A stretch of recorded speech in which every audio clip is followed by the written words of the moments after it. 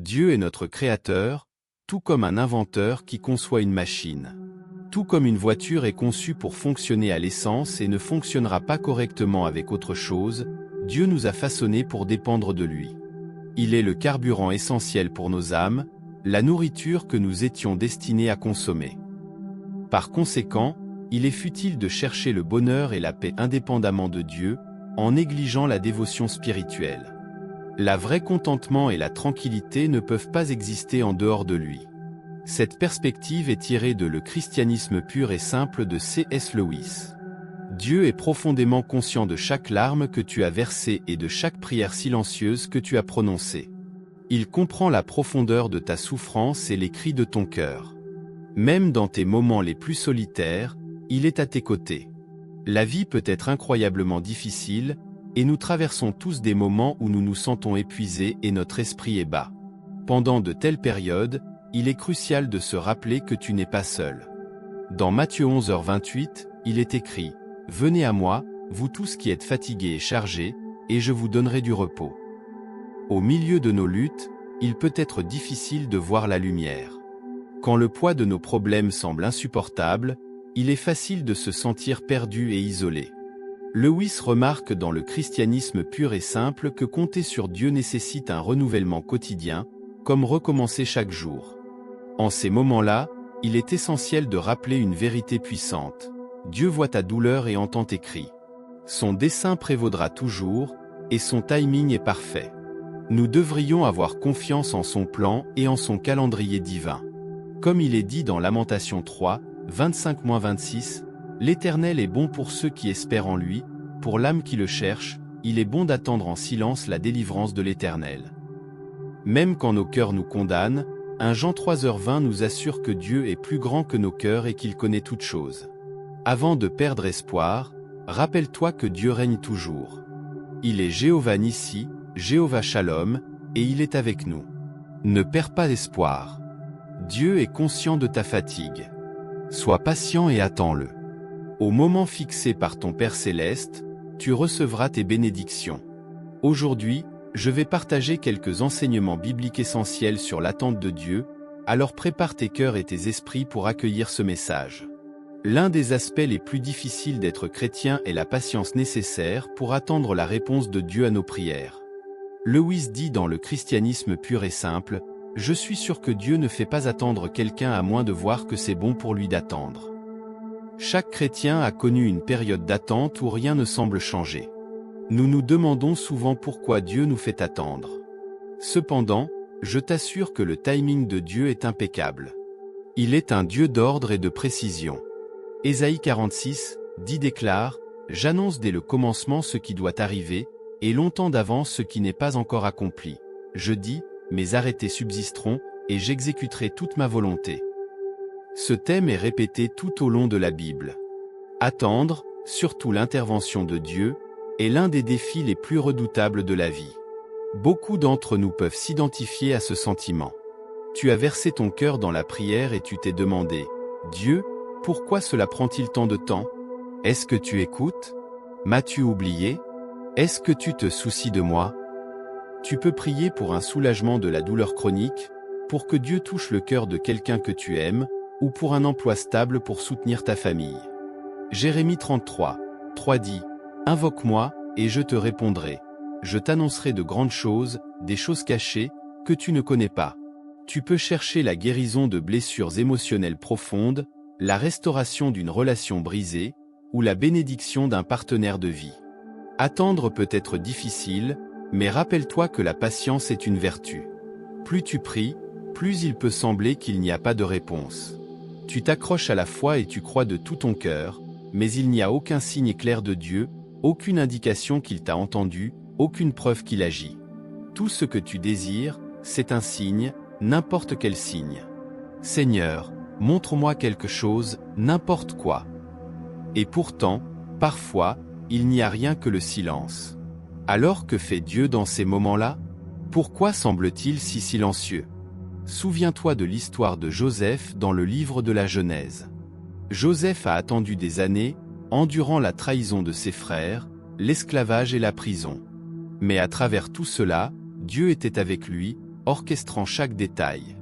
Dans Genèse 50, 20, Joseph rassure ses frères, « Vous avez médité du mal contre moi, Dieu l'a changé en bien, afin de conserver la vie à un grand peuple. » Le parcours de Joseph nous enseigne que le timing de Dieu est impeccable, même quand cela ne nous apparaît pas. Comme Joseph, tu peux te sentir piégé dans un puits ou une prison, en attente de délivrance. Mais laisse-moi te rassurer que, même lorsque Dieu semble silencieux, cela ne signifie pas qu'il n'est pas là. Dieu est à l'œuvre. Même pendant que tu attends, en coulisses, sa bonté, sa puissance, sa provision et sa grâce sont en action. Il travaille constamment pour ton bien à cause de son amour profond pour toi. Il est un Père aimant avec des plans merveilleux pour toi. Il désire te bénir et te voir prospérer. Aujourd'hui, nous allons discuter de quelques principes sur l'attente patiente de Dieu et ouvrir nos cœurs et nos esprits pour embrasser ces principes cruciaux tirés de la Bible. Principe 1. Les retards de Dieu ne sont pas des refus de Dieu. Lewis dit dans Le christianisme pur et simple, « Je suis sûr que Dieu ne fait pas attendre quelqu'un à moins de voir que c'est bon pour lui d'attendre. Quand tu obtiens ce que tu veux, c'est toujours soit quelque chose de meilleur, soit quelque chose de complètement différent. » Ce que nous appelons demander la réponse de Dieu n'est que le début de la bonne direction. C'est le premier pas, pas la fin. Dans un monde qui valorise les résultats immédiats, l'attente est souvent considérée comme une perte de temps. Nous vivons dans une société dynamique et rapide où nous exigeons des résultats rapides parce que notre temps est précieux. Attendre semble contre-productif, comme si nous manquions d'opportunités.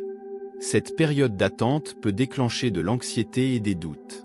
Nous pouvons commencer à nous demander s'il y a quelque chose qui ne va pas parce que l'attente contredit notre culture de la gratification instantanée. Il est difficile d'attendre quand l'incertitude plane sur nous, quand nous ne sommes pas sûrs du résultat. Le doute s'insinue, et nous commençons à nous demander si Dieu interviendra pour nous. Alors que le doute s'enracine, la tentation de prendre le contrôle augmente. Mais voici le danger. Quand nous essayons de contrôler les choses nous-mêmes pendant la période d'attente, les choses peuvent très mal tourner. Les Écritures nous conseillent de ne pas essayer de gérer les situations par nous-mêmes, avertissant que cela peut entraîner des complications. Proverbe 3, 5-6 enseigne, « Confie-toi en l'Éternel de tout ton cœur, et ne t'appuie pas sur ta sagesse. Reconnais-le dans toutes tes voies, et il aplanira tes sentiers. » Malgré cela, quand nous attendons ce qui semble être une éternité, avec nos prières apparemment sans réponse et le temps qui s'échappe, nous pouvons être tentés de prendre le contrôle. Peut-être te trouves-tu aujourd'hui à ce point de désespoir. Tu as attendu, prié et fait confiance, mais rien ne semble changer. Le doute murmure, et si, et bientôt, tu pourrais être tenté d'abandonner Dieu, de quitter ta foi parce qu'il n'a pas répondu à tes attentes. Mais réfléchis à ceci, combien de temps donneras-tu à Dieu avant de décider de tourner le dos ? Combien de temps avant de rompre ta relation avec lui parce qu'il n'a pas agi selon tes conditions? Rappelle-toi, Dieu opère selon son propre calendrier, pas le nôtre. Au milieu de l'attente, résiste à la tentation de prendre le contrôle. Fais confiance au timing parfait de Dieu, même quand on a l'impression que le temps presse. Garde ta foi, tiens bon dans l'espérance et comprends que Dieu est toujours à l'œuvre, même pendant les périodes d'attente. Considère l'histoire de Lazare dans Jean 11. Marie et Marthe ont envoyé un message à Jésus pour lui dire que leur frère Lazare était malade, s'attendant à ce qu'il vienne le guérir. Cependant, Jésus a retardé sa visite, ce qui a entraîné la mort de Lazare. Quand Jésus est finalement arrivé, Marie et Marthe étaient en deuil et ont questionné pourquoi il n'était pas venu plus tôt. Mais Jésus a montré que les retards de Dieu ne sont pas des refus en réalisant une résurrection miraculeuse, démontrant ainsi sa puissance sur la mort. Isaïe 55, 8-9 nous rappelle, « Car mes pensées ne sont pas vos pensées, et vos voix ne sont pas mes voix, déclare l'Éternel. Autant les cieux sont élevés au-dessus de la terre, autant mes voix sont élevées au-dessus de vos voix et mes pensées au-dessus de vos pensées. » La perspective de Dieu dépasse notre compréhension. Il voit le tableau complet et c'est ce qui est le mieux pour nous. Lorsque nous faisons face à des retards, ne perdons pas courage.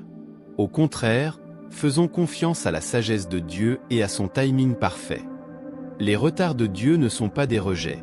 Ce sont des opportunités pour renforcer notre foi et témoigner de sa puissance miraculeuse dans nos vies. Principe 2. La patience est une vertu.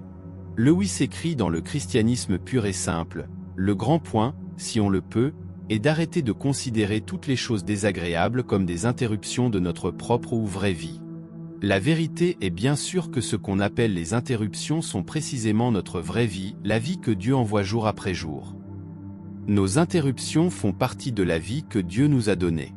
Parfois, il peut sembler que Dieu retarde sa réponse à nos prières. Nous prions ardemment pour la guérison, la provision et les percées, mais il semble que Dieu reste silencieux. Il est naturel de se sentir déçu, de se demander si Dieu nous a oubliés, ou si nos prières restent sans réponse. Lewis écrit dans Lettre à Malcolm, « Nous devons présenter devant lui ce qui est en nous, non pas ce qui devrait être en nous. » La prière qui précède toutes les prières est « Que ce soit le moi réel qui parle. Que ce soit le toi réel auquel je parle. » Les retards de Dieu ne sont pas un signe d'indifférence ou de réticence à agir. Au contraire, il prépare souvent le terrain pour des miracles plus importants, une foi plus profonde, et pour que sa gloire soit révélée. Tout comme Jésus a retardé sa visite à Lazare pour démontrer sa puissance sur la mort, les retards de Dieu dans nos vies nous préparent souvent à quelque chose d'extraordinaire. Dans notre monde rapide qui valorise la gratification immédiate, la patience peut sembler être une vertu oubliée. Nous sommes habitués aux repas rapides, à l'Internet à haute vitesse et aux résultats instantanés. Nous voulons que les choses se passent selon notre emploi du temps et nos plans. Cependant, le timing de Dieu ne correspond rarement à nos attentes. La patience n'est pas seulement une attente, elle implique la résilience, la persistance et la foi. Cela signifie garder l'espoir lorsque les situations semblent sombres et remettre nos désirs au plan parfait de Dieu. Jacques 5, 7-8 nous conseille, « Soyez donc patients, frères, jusqu'à l'avènement du Seigneur. Voici, le laboureur attend le précieux fruit de la terre, prenant patience à son égard, jusqu'à ce qu'il ait reçu les pluies de la première et de l'arrière-saison. Vous aussi, soyez patients, affermissez vos cœurs, car l'avènement du Seigneur est proche. » Comme le laboureur qui attend patiemment la moisson, nous sommes appelés à attendre patiemment l'accomplissement des promesses de Dieu. La patience est un choix actif de faire confiance à la fidélité de Dieu, même au milieu de l'incertitude. Soyons honnêtes, la patience est difficile. C'est difficile lorsque nous faisons face à des obstacles, lorsque nos prières semblent sans réponse, et lorsque le temps semble filer. Le doute s'insinue, nous tentant de prendre le contrôle, mais précipiter le timing de Dieu ne conduit qu'à la frustration et à la déception. Au lieu de cela, embrassons la patience comme une vertu, sachant qu'elle favorise la résilience et façonne notre caractère. Romains 5, 3-4 déclare, « Bien plus, nous nous glorifions même des afflictions, sachant que l'affliction produit la persévérance une éprouvée vertu, et la vertu l'espérance. » Faisons confiance au timing impeccable de Dieu, sachant qu'il orchestre tout pour notre bien, comme le dit Romains 8h28. Nous savons, du reste, que toute chose concourt au bien de ceux qui aiment Dieu, de ceux qui sont appelés selon son dessein. Souviens-toi, la saison d'attente n'est pas une perte de temps. C'est une période de croissance, de raffinement, et de préparation pour les bénédictions que Dieu a prévues pour nous. Au milieu de l'attente, cultivons la patience, sachant que Dieu est fidèle et que ses promesses seront accomplies en son temps parfait. Principe 3, et foi en l'impeccable timing de Dieu. Dans les Lettres du diable, Lewis écrit, « L'ennemi désire que les hommes soient concernés par ce qu'ils font. » Notre but est de maintenir les gens concentrés sur ce qui pourrait leur arriver dans le futur. Le futur, contrairement à l'éternité, est la partie la plus transitoire du temps. Le passé est fixe et immuable, tandis que le présent est illuminé par la lumière éternelle. En dirigeant leur esprit vers le futur, nous les faisons se concentrer sur des choses qui échappent à leur contrôle, favorisant ainsi une anxiété qui ne peut être apaisée que par la foi. Les Écritures nous enseignent de permettre à la patience de mener à bien son œuvre. La patience n'est pas passive, elle est cultivée pendant les périodes d'attente de la vie. Bien que le changement ne soit peut-être pas immédiatement visible, des transformations significatives se produisent sous la surface. La patience renforce tes muscles spirituels, t'aidant à grandir, à évoluer et à devenir plus résilient. Ne sous-estime pas ces temps d'attente ou ne te décourage pas si les progrès semblent lents. Souviens-toi, plus l'attente est longue, plus les bénédictions que Dieu a en réserve pour toi seront grandes. Quand viendra le moment opportun, quand Dieu saura que tu es prêt, les récompenses de ta patience dépasseront tes attentes. Nous avons tous des rêves que nous sommes impatients de réaliser, des défis que nous espérons surmonter, et le désir de rencontrer la bonne personne. Mais lorsque notre attente dépasse nos prévisions, il est naturel de se sentir découragé et agité, se demandant « Quand cela arrivera-t-il enfin ?»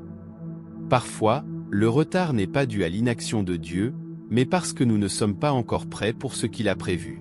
Tu pourrais te sentir prêt pour ce que tu imagines, mais si tu pouvais voir la vision de Dieu, tu comprendrais que tu n'es pas encore équipé pour le gérer. Plus de temps est nécessaire pour mûrir, évoluer et acquérir de l'expérience. Considère l'histoire d'Abraham et de Sarah dans Genèse 21. Dieu a promis à Abraham qu'il deviendrait le père de nombreuses nations. Cependant, Abraham avait 100 ans et Sarah en avait 90 lorsque leur fils Isaac, l'accomplissement de la promesse de Dieu, est né. Imagine attendre près de 100 ans pour voir une promesse se réaliser. Mais en son temps parfait, Dieu a accompli sa promesse. Dans nos vies, nous nous retrouvons souvent à attendre avec impatience l'intervention de Dieu. Nous prions ardemment pour des percées, des guérisons, des provisions et des réconciliations. Cependant, il semble que le timing de Dieu diffère du nôtre. Nous pouvons nous sentir impatients, anxieux ou doutants, nous demandant si Dieu entend nos prières ou s'il agira en notre faveur. Considère l'attente comme un temps de préparation, de raffinement et de croissance. Tout comme Abraham et Sarah ont fait face à des défis pendant leur période d'attente, Dieu a utilisé ce temps pour les façonner en vases prêts pour l'accomplissement de sa promesse. Ainsi, mes chers amis, enracinons nos cœurs dans la confiance. Croyons que Dieu est fidèle à sa parole, qu'il œuvre en coulisses, orchestrant chaque détail selon son plan parfait. Attendons avec anticipation, sachant que lorsque le moment sera venu, Dieu accomplira ce qu'il a promis. Alors que nous naviguons à travers cette saison d'attente, cultivons une mentalité de gratitude, de louange et d'adoration, reconnaissant la bonté, la souveraineté et l'amour inébranlable de Dieu. Proverbe 3, 5- nous offre une vérité profonde. Confie-toi en l'Éternel de tout ton cœur, et ne t'appuie pas sur ta sagesse. Reconnais-le dans toutes tes voies, et il aplanira tes sentiers. Ce verset nous encourage à remettre nos échéances, nos désirs et notre compréhension à Dieu. Il nous invite à placer notre entière confiance en sa souveraineté, sa sagesse et sa fidélité. Même lorsque les situations semblent sombres, notre foi devrait persister dans la prière, même lorsque les réponses sont retardées. Une foi qui reconnaît que les voies et le timing de Dieu sont supérieurs aux nôtres. Son timing est toujours parfait. Principe 4. Trouve la paix dans le timing de Dieu. Lewis dit dans Les Lettres du Diable, « Les hommes ne sont pas en colère par simple malheur, mais par des malheurs conçus comme des blessures. » Le sentiment de blessure dépend du sentiment qu'une réclamation légitime a été refusée. Plus votre patient peut être induit à faire des réclamations sur la vie, plus souvent il se sentira blessé, et par conséquent, de mauvaise humeur. Psaume 46, nous enseigne de « Soyez tranquilles, et sachez que je suis Dieu ». Ce verset souligne l'importance de calmer nos cœurs et nos esprits, de faire une pause au milieu de l'agitation de la vie pour reconnaître la présence de Dieu et sa domination suprême. Dans cette tranquillité, nous découvrons une paix qui dépasse toute compréhension et qui garde nos cœurs contre la peur et le doute. Trouver la sérénité dans le timing de Dieu implique d'apprécier le voyage de l'attente. Plutôt que de considérer l'attente comme une période de stagnation ou de frustration, elle devrait être un temps de réflexion et d'approfondissement de notre connexion avec Dieu. Trouver la tranquillité dans le timing de Dieu est un voyage de abandonner le contrôle et de faire pleinement confiance. C'est laisser aller notre besoin de contrôler les résultats et embrasser la certitude que le timing de Dieu est impeccable, même s'il ne correspond pas à nos attentes. Philippiens 4, 6- offre des conseils réconfortants. Ne vous inquiétez de rien, mais en toute chose, par la prière et la supplication avec reconnaissance, faites connaître vos demandes à Dieu. Et la paix de Dieu, qui surpasse toute intelligence, gardera vos cœurs et vos pensées en Jésus-Christ. Ce passage nous enseigne que la vraie paix ne vient pas du fait d'avoir toutes les réponses ou de contrôler chaque situation. Elle vient plutôt de remettre nos soucis et nos angoisses à Dieu et de trouver du repos en Christ. Dans un monde rempli de turbulences et d'imprévisibilité, trouver la tranquillité dans le timing de Dieu peut être intimidant. Nous sommes tentés de nous inquiéter, de douter ou d'essayer de contrôler les choses par nous-mêmes. Cependant, une paix véritable est atteinte en remettant nos peurs et nos angoisses à Dieu et en croyant qu'il orchestre tout pour notre bien. En attendant avec patience et anticipation, notre foi est renforcée et nos cœurs sont préparés à embrasser les bénédictions que Dieu a prévues pour nous. Alors embarquons dans le voyage pour découvrir la tranquillité dans le timing de Dieu. Remettons nos peurs et nos soucis à lui, en croyant qu'il est en contrôle et que son timing est toujours impeccable. Et trouvons consolation dans l'assurance que tandis que nous attendons avec patience et anticipation, sa paix gardera nos cœurs et nos esprits, nous guidant vers une connexion plus profonde avec lui. Principe 5, et foi en la domination suprême de Dieu. Lewis écrit dans Mere Christianity, se représentant en tant que maison vivante. Dieu entre pour rénover cette maison. Au début, vous pourriez comprendre ce qu'il fait, réparer les drains, boucher les fuites dans le toit, etc. Ce sont des réparations nécessaires que vous attendiez. Mais bientôt, il commence à frapper la maison de façon qui font mal et qui semblent insensées. À quoi s'attelle-t-il ? L'explication est qu'il construit une maison complètement différente de celle que vous aviez envisagée. Il ajoute un nouvel aile ici, un étage supplémentaire là, érigeant des tours et créant des cours. Vous pensiez être transformé en un modeste cottage, mais il construit un palais. Il a l'intention d'y résider lui-même. Proverbe 19h21 clarifie que bien qu'une personne puisse avoir de nombreux projets en tête, c'est le dessein de Dieu qui prévaudra. Nous pouvons concevoir nos propres plans, mais finalement, c'est le plan de Dieu qui s'impose. Pendant les périodes d'attente et d'incertitude, il est facile de remettre en question la domination suprême de Dieu. Nous pouvons nous demander pourquoi certains événements se produisent ou pourquoi nos prières semblent sans réponse. Mais en ces moments, nous devons nous rappeler que les voies et les pensées de Dieu sont bien supérieures aux nôtres.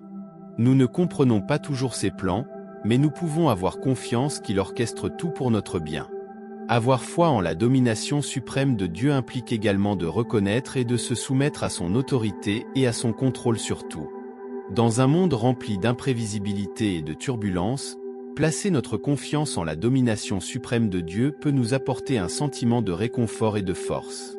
Psaume 103, 19 nous sert de rappel puissant. L'Éternel a établi son trône dans les cieux, et son royaume domine sur tout. Ce verset souligne puissamment que Dieu est en commande, même lorsque les situations semblent échapper à notre contrôle. Ses plans sont supérieurs, ses voies sont plus grandioses et ses desseins triompheront. Avoir confiance en la domination suprême de Dieu exige que nous remettions nos désirs, nos plans et notre volonté à lui. Cela implique de reconnaître qu'il sait ce qui est le meilleur pour nous, même lorsque cela n'est pas visible pour nous. Tout comme Ecclésiaste 3h11 nous l'assure, il a fait toutes choses belles en son temps. Souvenons-nous que le timing de Dieu est impeccable, même s'il ne correspond pas au nôtre. Nous pouvons devenir impatients et las pendant l'attente, mais nous pouvons avoir foi que Dieu est fidèle à ses promesses et que son timing est toujours précis. Alors, plaçons notre confiance dans la suprême domination de Dieu, reconnaissant qu'il a le contrôle sur tout. Laissons nos plans et notre volonté entre ses mains. Et trouvons du réconfort en sachant qu'il orchestre tout pour notre bien. Comme le dit Romains 8h28, nous savons, du reste, que toute chose concourt au bien de ceux qui aiment Dieu, de ceux qui sont appelés selon son dessein. Donc, mes chers amis, prenez le temps d'être calme et d'écouter la voix de Dieu. Dans le silence de votre cœur, vous trouverez votre assurance. Il vous dit, « Mon enfant, je vois ta douleur. Aie confiance en moi, et je te porterai. Tiens bon, car l'aube arrive. Ta persévérance conduira à la victoire, et ta foi sera ta lumière guide. » Dieu sait que vous êtes fatigué, mais il sait aussi que vous êtes capable de choses extraordinaires. Continuez. Vous n'êtes jamais seul. Que la force divine et la paix remplissent votre cœur et votre âme, vous guidant à travers tous les défis à venir. Si ce principe vous a touché, Exprimez votre affirmation en tapant Dieu est toujours avec moi dans la section des commentaires ci-dessous. Je proclame que toutes les bénédictions de cette prière vous sont maintenant accordées au nom de Jésus. Merci de m'avoir rejoint aujourd'hui. N'oubliez pas de liker et de partager ce message avec vos amis et votre famille. Pensez à vous abonner et à activer la cloche de notification pour plus de contenu inspirant. Ayez foi, faites preuve de patience, et croyez que Dieu travaille en coulisses. Attendez-vous à Dieu, car il est fidèle. Votre douleur ne durera pas éternellement, et vos cris ne resteront pas sans réponse. Faites confiance à son plan, car il prépare un avenir rempli d'espoir et de joie.